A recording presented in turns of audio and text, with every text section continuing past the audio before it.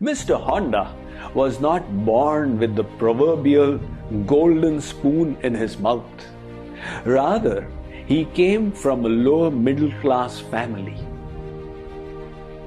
When Mr. Honda was in engineering school, he created a new design for piston rings and suggested it to the Toyota Corporation.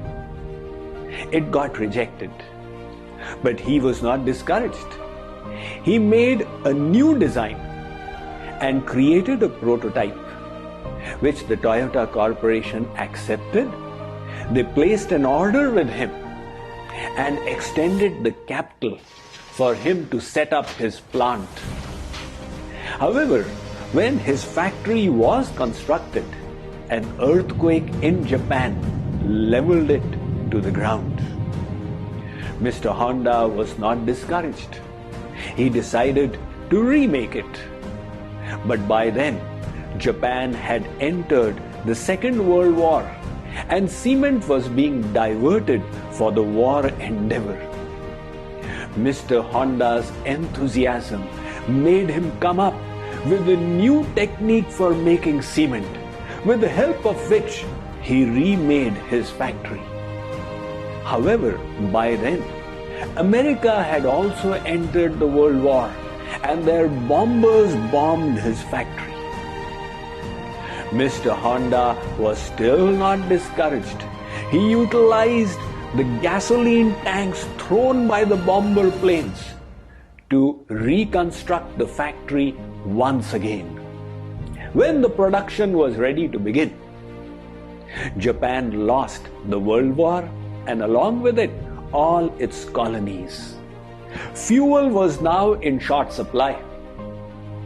People did not have the fuel to drive their cars. Where was the question of Toyota purchasing his piston rings?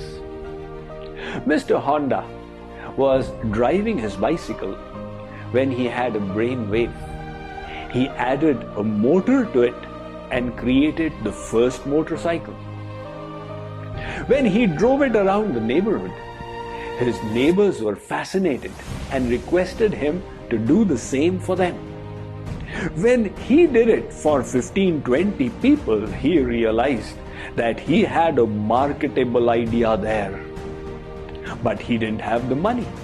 So he procured a list of 8,000 bicycle stockists of Japan and personally hand-wrote notes to 5,000 of them. 1,800 extended the capital, with the help of which he started manufacturing his motorcycles. In his lifetime, the Honda Corporation employed 100,000 people worldwide, and today it has gone way beyond. That quality of inspiration was so vital to Mr. Soichiro Honda's success in his work. That is why the philosopher Henry David Thoreau said, "You may lose everything in life but your enthusiasm, and you will gain it all back again. But that person who has lost his inspiration, now he is truly bankrupt."